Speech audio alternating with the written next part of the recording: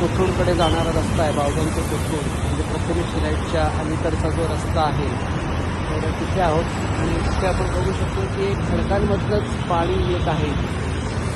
हे खडकांमध्ये जे खडक जे फोडलेत बहुतेक त्याच्यातलंच पाणी येतं असं वाटतंय.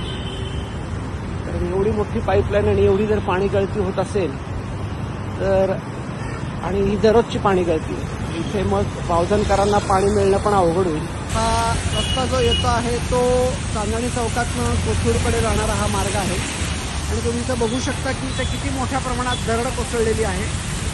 आणि नेहमीप्रमाणेच NHIचं अत्यंत गशाळ काम, कारण तुम्ही पुढे बघताय की तुम्ही ते दरड कोसळू नये म्हणून त्यांनी काम करायला सुरुवात केली होती, पण तेही काम गेले 8 महिने त्यांनी अर्धवट टाकलेलं आहे.